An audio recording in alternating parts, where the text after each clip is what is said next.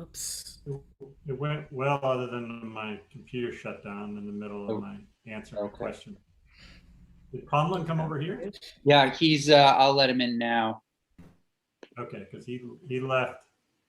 He was asking me a question, so he thought I was trying to avoid his question. I see. Yeah, I won't do the same. Good afternoon, everyone. Welcome to Senate Education. It's Friday, May 7th, 1:35 p.m. in the afternoon. We are going to work on a number of fronts this afternoon. We're going to start by looking at the work that House Education did on the miscellaneous education bill with S-115. We have Representative Conlon with us, and then we'll hear from our Ledge Council. There's also a side-by-side that Mr. Desmarais emailed us and is also on our website. After that, we'll shift. I believe the next topic is a vote on H-106. I do have some responses from the agency. And I think, I know I saw an email also from Mr. Desmarais to the agency on 106. I think today is the day to advance this, knowing it's going to go to approps. We still have a little time. If there's some unanswered questions, we can always amend, but they're going to need some time to do their work. And then we're going to return to our work on H-183, what is turning into a committee amendment. We'll have Michelle Childs back in and Sarah Robinson, who will also work with us on 183 in our amendment to the sexual violence bill that is in Senate appropriations now, but the origin of it, of course, the Senate Judiciary. So I think I see Mr. Conlon here without a tie and jacket, but that's the House. It's fine. This is the Senate, but it's fine. If this is what you're most comfortable in, I think we'll just have to roll with it. And just criticism accepted and well deserved. I actually have to run right from here to do some physical labor, which I know you wouldn't know much about. I mean, unbelievable. No, in all seriousness, thanks for being with us, Representative Conlon. We really appreciate it. We know your committee's been working hard on S-115. And what we're looking for before we jump into our Ledge Council, if you don't mind, is just sort of the big picture, some of the main things that you address, some of your edits, concerns, suggestions, and give us an opportunity to ask questions of you. So sure. With that, the floor is yours. Thanks. So basically, we added a few additional sections onto yours, and we really didn't make any substantive changes on the work that you did, except that some of the committees or task force that you created were so popular that we needed to add a few people to them. So if we start in the beginning of the working group on the status of libraries report, I guess one Sorry to change. interrupt, Representative Conlon. Jim will take us through the word for word. I would just keep it really big picture. So Perfect. We know, for example, now that you guys have made some edits to some of the study groups. I would, if you don't mind, just jump right into the big changes in terms of the additions. Okay, so there are just a few changes. We added, I think, public school libraries, librarians to the group. In libraries, and that was pretty much it. We didn't obviously touch any of the technical corrections in the back of that section. A couple of new people added to the wellness or the Advisory Council on Wellness and Comprehensive Health based on testimony, just a school counselor and a social worker.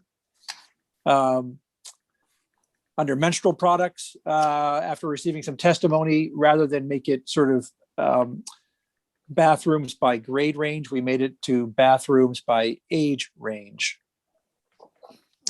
And that's really it for the items that came over to us from the Senate. The additions. Let's pause there. Any questions for Representative Conlon on those edits? No. Okay, please continue. The additions include follow-up work from the Vermont Ethnic and Social Equity Standards Advisory Working Group, better known as the Act 1 group. Great. Essentially, they wanted to expand their group to have better representation, not only from young people, but from Native Americans. And that came with an added cost. And then they're really starting to get to the point where they're going to be working on their education standard recommendations.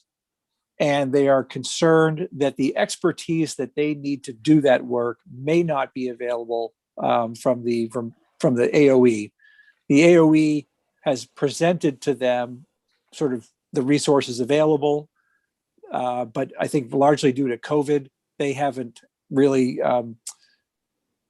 taken advantage of the resources that are available. So this includes $50,000. It's written in a pretty specific way that says that after exhausting, that the money can be used, it's appropriated to the AOE. It can be used once, if it shows that the expertise of both the advisory group and the AOE is exhausted, and some level of expertise is needed from the outside. So it basically use what we have first, money available if what's available locally doesn't quite do the work. And Representative Conlon, I suspect that's already in the budget. You put that Yes. in. Thanks. Yep. And then we move on to the shared school district data management system. This is the e-finance plus problems that you have probably been emailed about as much as we have. This follows basically an AOE recommendation to just put a pause on the program for 6 months while AOE works with the vendor to solve these problems or go in a different direction. That's basically it. People have had a lot of questions about, what that means to who's already in it. It would continue to support folks who are in it. It would continue to allow folks who voluntarily would like to do it, but it will, during the 6-month pause, no other groups of school districts will be required to join it. It requires frequent reporting back by the AOE in consultation with business managers about how the changes are going. And then the AOE was very clear about the benchmarks and dates they're setting for the vendor to meet their expectations. Really, the first test has to be met by June 30th. So we may know by June 30th or July 1st whether they're ready to fish or cut bait with this program. But at a minimum, it's on hold for 6 months while they try to straighten out the issues. I think that brings us up to the State Board Agency of Education Roles and Responsibilities discussion. I think that this is actually work that began in the Senate, but was not in your original bill. It basically calls for the two of them to get together and decide how the roles and responsibilities should be restructured. No money involved here. Both sides strongly in favor of the work. And that concludes my report. Terrific. Questions for Representative Conlon? Senators, you'll recall that we do have two things from the State Board. One, diversifying the State Board, small bill, and then the other is part of the agreement that the Agency of Education and State Board have gotten to over what they may sort of partly figure out this summer. So we'll look to possibly concur with further proposal of amendment, or we'll send it in a separate bill. I'll talk to Representative Webb in terms of their timing. But this is very helpful. Senator Terenzini. Thank you, Senator Campion. Jim Desmarais is going to do a thorough side-by-side of this, correct? He is, yeah.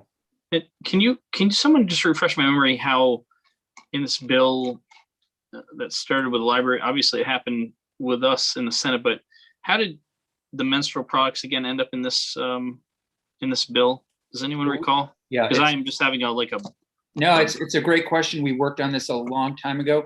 This is the miscellaneous education bill. So okay, there are, all right. yeah, so there are several pieces of it, different policy work. And just so you know, we were looking for, the House was looking for a vehicle to add some stuff. And so this is a number of different issues. And I should also mention some of these issues like libraries, and I believe Senator Lyons, menstrual products you had hoped to pass last year before COVID, I think. So these are some things that the Senate had worked on and just didn't make it when COVID had just started. totally understand. I forgot that we were referring to this as the miscellaneous ed bill, and I kept reading at the top of it, the library, and I'm thinking, how did we get to this place? But Right, how did it? anyways, Yeah, I'll be quiet now. Nope, good question. Senator Hooker. You're muted, Senator. Geez, and I was saying such nice things about you. Thank you. Representative Conlon, on the appropriations for the Vermont Ethnic and Social Equity Standards Advisory Working Group, the extra 50,000, is this in case the work isn't done? Who determines, whether the expertise has been enough, I guess is the question. So the money's appropriated to the Agency of Education, which gives them the discretion. I suspect that if the two sides are a little bit at loggerheads over this issue, it would come back to one of our committees.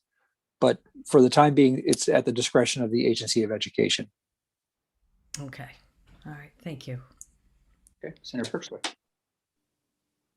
Thank you, Representative Conlon. I thought your committee did great work. I was glad to see that added in there. But my question is just on the couple sections on the duties and functions of the Department of Libraries that you guys deleted. Was that just determined that just wasn't needed, and they were just like corrections of statute and we didn't need them? Or maybe Jim would explain. Yeah, Jim can probably explain, but actually I think that came over from you. But yeah, it sounded like they were just technical corrections, either reflecting previous changes in statute or practices that are no longer in place. I can't explain On the that because sure. Yeah, because on the side-by-side, I know. it looks like they're deleted. So maybe Jim can explain it later.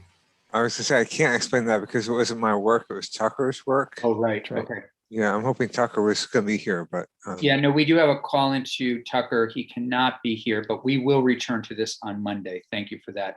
But it does look like that's a house change. Do you remember why that was changed, Representative Conlon? Yeah, actually, you're ringing some bells here. I think that these were changes that were inadvertently omitted from a government ops bill dealing with record keeping. And I think that it was put in at their request. Put into their bill. But it was changes that were supposed to take place. I think I'm right about this, but Tucker can probably better clarify that they were technical corrections that didn't make it into a government ops bill, and that since this was dealing with libraries, they could fit into this bill. Well, the side-by-side that we have shows that the House took them out, that they were Right. deleted by the House. Oh, that you had. Right. Yeah. Oh, yeah. I don't remember us taking any action on that. I don't think we. Yeah, that may require further explanation from Tucker only. Yep. Sorry. So you don't remember why they're deleted. Okay. No, I also don't remember our committee taking any action to delete them. Okay. Okay. So we'll ask Mr. Anderson and Representative Conlon, if you do, when you get back to committee or touch base, if it happens to come up or if somebody else recalls, if you just let us know, just send an email to Jeannie, that would be great. I'll look over your side by side, get That'd the be great. full. Yeah. Senator Terenzini. Representative Conlon, do you remember what this bill passed out of the House Education Committee at? What the vote was? Yeah, it was 11-0. Okay, thank you. And then, and I guess I also should add that there were some corrections to some of the per diem costs that were corrected within an appropriations amendment that are hopefully within, I guess you'll see them in your version, not in the version I have in front of me. Yeah. Any other questions for Representative Conlon? That was very helpful. Really appreciate it. It was a great overview. I see Mr. Demery. Do you have a question for Mr. Conlon?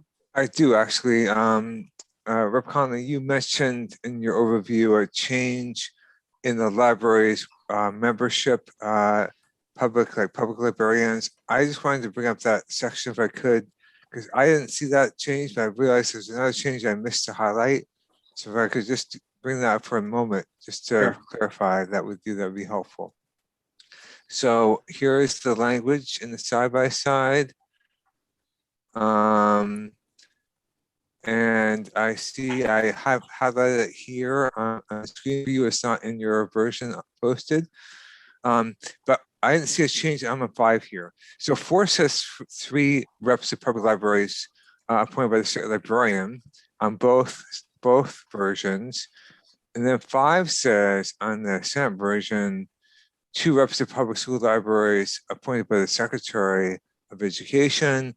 And your version has 2 reps of public libraries appointed by the Vermont School Library Association. So I think that's the difference. Yeah. I didn't see another difference to highlight though. So am I missing something? Let's see. As passed by the House under number 4. Oh no, we're at 3. Okay, I'm sorry. I had it that yours was 2 originally, but now I see where my confusion came in. Okay, so this Yeah, is the thank only you. difference here. Yeah. The appointing authority is the only difference. Okay. That's right. Yeah, okay, thank you. Thanks for picking up on that, Mr. Demille. Great. Anything else? Anything from you, Representative Conlon? No, we appreciate the kind of clean work you guys sent over to us. We got through that nice and quick. Then we're able to really make it a true miscellaneous ed bill after that. Great. Well, please give our best to the committee. Special hello to Representative Kupeli, who I think is probably at a press conference now after 1 o'clock in the afternoon. Please give him our best. By press conference, is that code for something else? He usually Golf holds, course, maybe? No, he usually holds a press conference on Fridays, I think Senator Terenzini told us. So he's probably just reviewing his work with the Rutland Herald and other news outlets. Wherever there's the camera. I'll send your very best. We're big fans of the vice chair of the committee. Please send him. As we all are. Yeah. Thank you very much. Great. Thanks a million. Great to see you. Next time I promise a tie. No. Tylus is good. Great. Shifting to Mr. Desmarais. If you wouldn't mind taking us into just a little bit more detail, that would be great. Sure, can I bring it up? I think it's probably easier to have it on screen. I don't need it up. I don't know if colleagues do. It's more, is it easier for you? We all have the side by side. Yeah, I'm just, okay. But it's up to you, honestly, Jim, whatever's best for you. I can do either way. I just want to be sure. So let me just pull up myself. Okay. Now, are we looking away from Make you? sure we have That's okay. What's that, Senator Perchler? Just want to make sure we have the same version. Is it version 1.1 from the 3rd of May? It is, yep. Same version. Yep. Yeah. Okay. So again, for the record, sorry, Jim Desmarais, Let's Console. We are walking through the side by side of S-115 as passed by the Senate, which is on the left side, and as passed by the House on the right side. So if you concurred with the House, the language would be that you're concurring with is on the right-hand side. And then the differences are in yellow. So first is the libraries area. And we just talked about this on page 2. It's not highlighted on your version. I'm sorry for that. But in 5, we've got different appointing authorities for these 2 reps of public school libraries. So in your version, Secretary of Education, on their version, the Vermont School Library Association. And then moving down, unfortunately, again, I don't have page numbers on my screen, but if we move past the library section, which takes you into the book quite far, actually, I'm sorry, I need to get the right version in front of me because it's not that far in. Page 6, I think. 6, thank you. No, sorry, it's on, oh, okay, so now I'm looking at the wrong side by side. Sorry, I got a lot going on here. No problem. And I haven't printed out your side by side. So I only have a pages version, but the appropriation for the libraries, it's on sub K right before section 2. is in your version was 4,000 and their version is 12,000. It was amended by House Appropriations. Then going on to section 3, your version has the language struck by the House. Section 3 was the language in the libraries about foreign laws and decisions, and that's been deleted. And then section 5 had to do with an amendment to section 605 of Title 22. That was amended in your version and deleted by them. So those are the questions for Tucker, I believe, when he comes in, hopefully. So then moving past the library section to cultural liaisons is section 8. And there are no changes there. Section 9 has to do with the wellness program, and there is a change. So looking at subsection B, this has to do with the composition of the Advisory Council on Wellness and Comprehensive Health. And you required 3 members with expertise in health services, health education, or health policy. And they have kept that, but added at least 1 member who is a school counselor and at least 1 member who is a school social worker. And then at the end of subsection B, they've added language that says that the council shall also examine and coordinate state health wellness policies and federal wellness policies to identify and, if possible, eliminate any redundancies. The next change is in section 10 on the school wellness policy. So your version required the agency to work in collaboration with the Council on Wellness and Comprehensive Health. That stays in the House version, but then they also add and the Vermont School Boards Association. So that's an additional collaborator with the agency. Then we come to section 11 on menstrual products. And in B1A, you had the requirement to have these products in a majority of gender neutral bathrooms and bathrooms designated for female students. They're generally used by students in any of grades 5 through 12. And they have changed that reference to students who are 8 years old or older. And then that's the end of their changes on your language. So beginning with section 12, it's all new language proposed or passed by the House. So the first change has to do with the Vermont Ethnic and Social Equity Standards Advisory Working Group. It's section 12. And what they're doing is increasing the membership by 3. And these are the 3 members who are the additional members are part of the membership that is appointed by the social equity, I'm not sure the name of it, the Social Equity and Racial Working Coalition. So if you recall, the coalition gets to appoint 10 members, and now they get to appoint 13 members. And within the 13, they specified that 4 need to be high school students and 2 need to be members of the Vermont Indigenous community. And then they have on the next page in subdivision E, they have added that the working group shall have the administrative, technical, and legal assistance of the agency.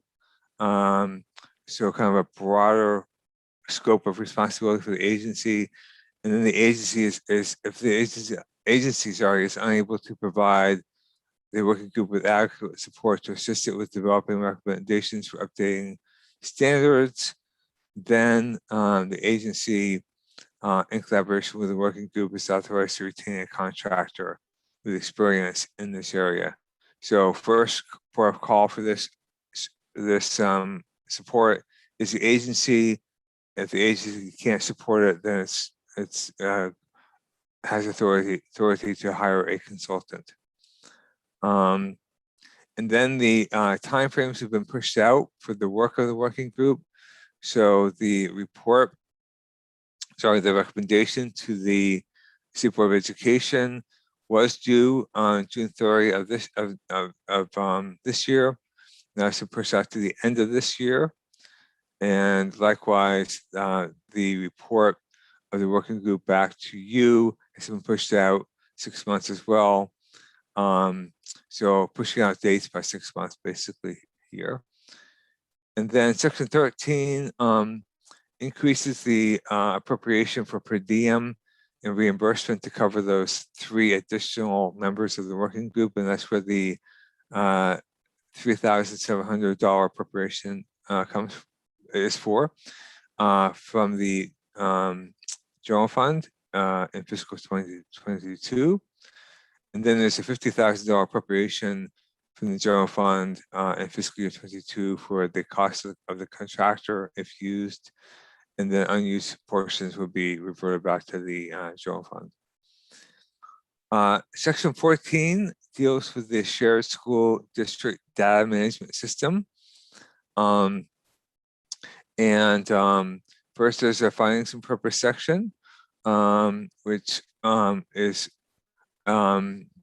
setting back to earlier session law, which required that not later than July 1 of 2022, all SUs, etc., have to utilize the same system selected by the Agency of Education. And then it says the purpose of the further sections we'll come to is to extend that deadline from July 1 to December 31st of next year. So that would be the deadline for all SUs to be on the system, and then pause for 6 months until January 1 of next year for further implementation of the system, which is eFinance Plus, to provide time to further evaluate it. Provided that the agency has to continue to support users of the system, and if a SU wants to come onto the system voluntarily during the pause period, it can do so. And it requires the agency to issue status reports to you. So going into the actual changes, section 15 revises that earlier session law to move that date out by 6 months for final implementation. And then section 16 deals with the pause. So this is a 6 month pause that we talked about. And it does exactly what the purpose said. So again, the agency has to support those already on the system during the pause period, and SUs can voluntarily convert during the pause period if they so choose. And section 17 is reports back to you. So it's on or before June 30 of this year and quarterly thereafter until March of next year, March of 2023. The agency shall provide reports to you on the status of implementation with various details spelled out here. And then in preparing those reports, the agency is required to collect input from the Vermont school business officials and professional accounting firms. The next section deals with the roles and responsibilities of the Agency of Education and the State Board. And it says that on before December 15 of this year, the State Board and the agency shall jointly report to you on how the roles and responsibilities of the State Board and the agency should be restructured to ensure that, first, pre-K through grade 12 educational system meets the needs of all students on a fair and equitable basis. 2, federal and state statutory mandates to carry out in a professional and timely manner, including the update of rules. 3, the state board and the agency have the resources necessary to fulfill the roles and responsibilities, including an adequate number of qualified and properly trained staff. And 4, the state board and the agency maximize operational and administrative efficiencies. And as part of that process, the state board and the agency is required to identify and document all federal and state statutory mandates and rules for which they are responsible, and assess whether they are being carried out in a professional and timely manner. The results of this analysis are required to be included in the report back to you. And if the agency and state board cannot agree on how the roles and responsibilities of the state board and agency should be restructured, then they should each identify in the report the areas of agreement and disagreement and explain why its proposal best achieves these goals. And the report shall not include legislative language, which shall be developed after the committees have considered the report. Effective dates are the same on passage, except that section 11, which is mentioned products, takes effect for the 22-23 school year. That's it. Questions?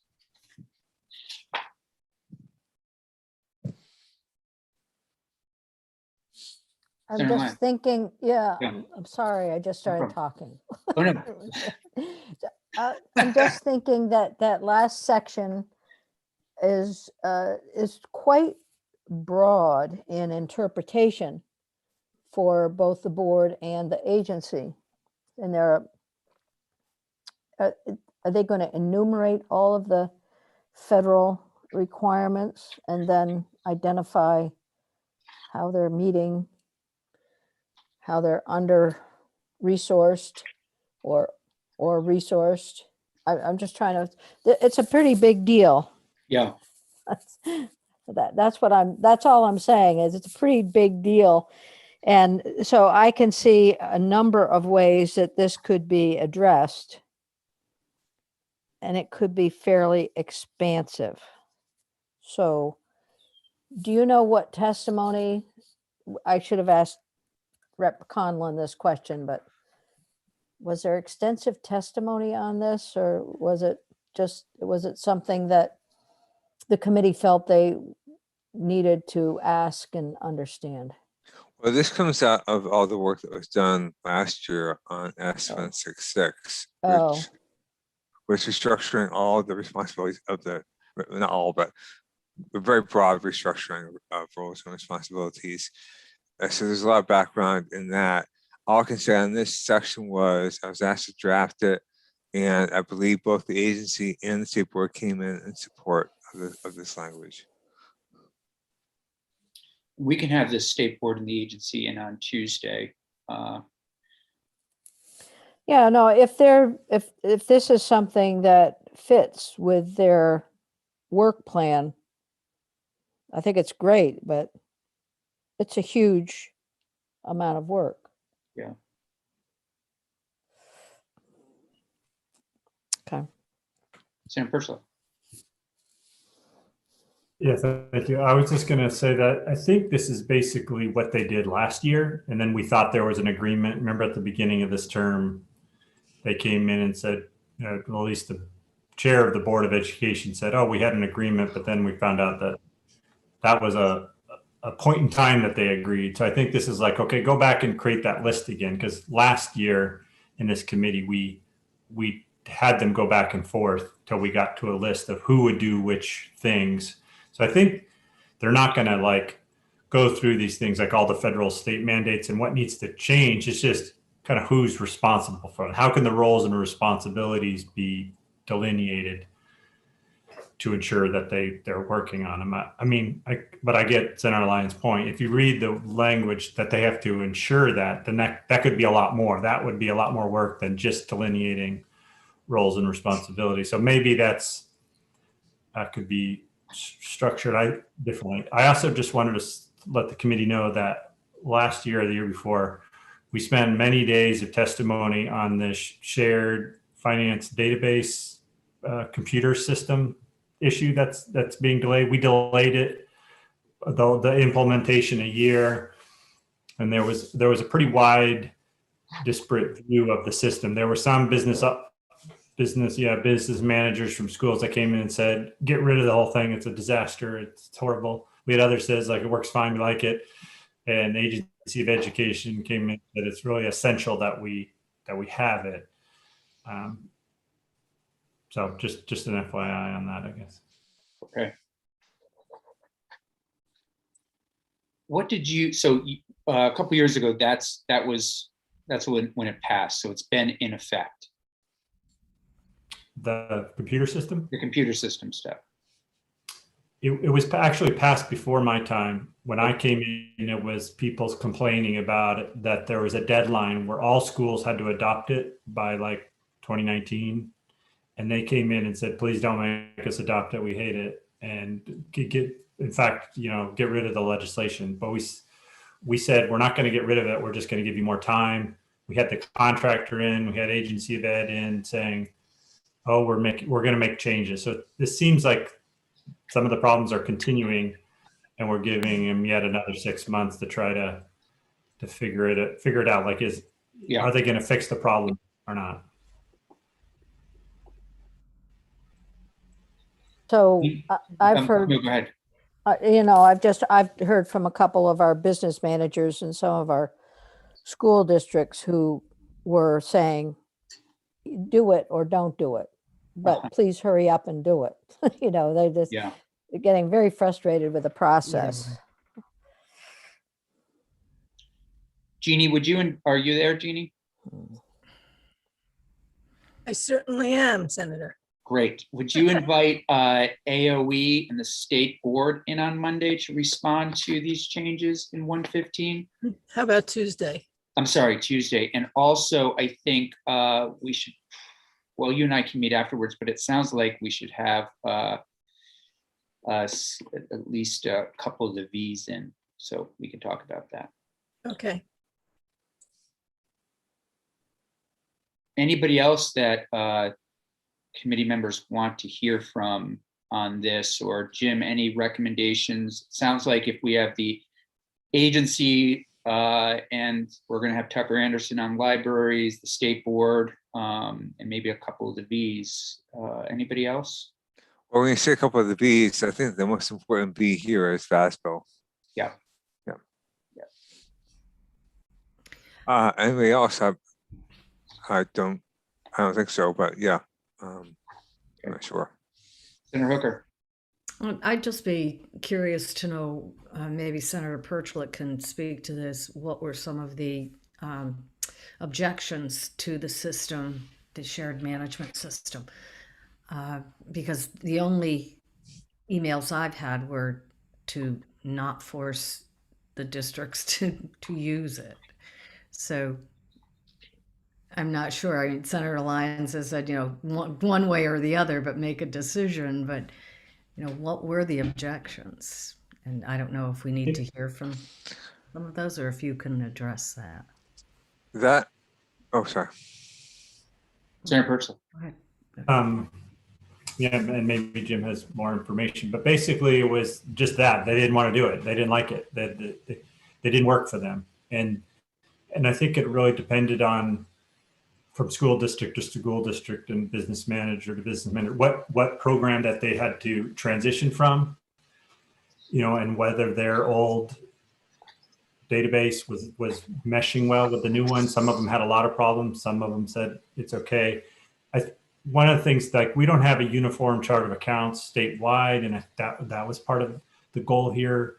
So AOE did a good job of convincing us, this is the way I remember it, is that we need that uniform chart of accounts. We need this uniformity. But I think it just was, a lot of the business managers just really didn't like the computer program and the database, and they didn't want to do it. And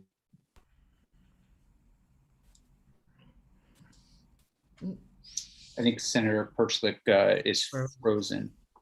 He's been having some internet issues. Senator Lyons. Oh, I was going to try and finish his sentence. Okay, go for it. But I don't think I can. He's got more knowledge in this area than I do. But the remembering back to some of the comments from some of our business managers, I think it does relate to shifting over to a whole new system.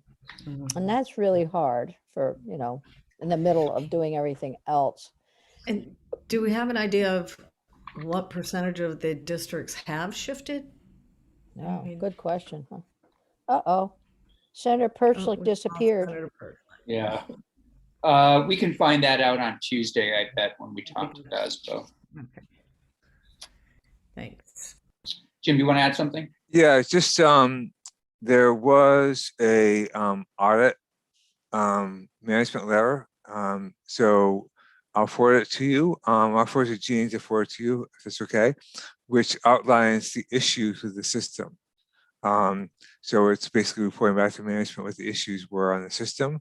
That may help frame some of the concerns. So let me just send that to Jean to forward it on to you. Great.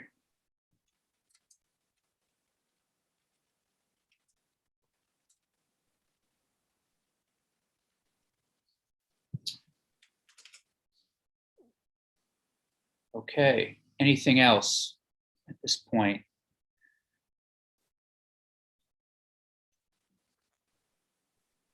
Okay, so Jeannie, we'll hear from then AOE, the State Board, and VASBO on Monday, and Mr. Tucker, on Tuesday, all related to S-115. And then we'll have to determine if we are going to concur or send over for the proposal amendment or make that decision then. Mr. Desmarais, anything else on 115 at this point? Not from me. Okay. Okay, thank you. All right, so shifting, we are, I believe, now hoping to take a vote on H106. And Mr. Desmarais, you're here for that as well. I am. Great. Let's see. We could, if people don't mind, I just need a quick 5-minute break to make a quick call. So can we do this at 2:25? Okay, great, thanks.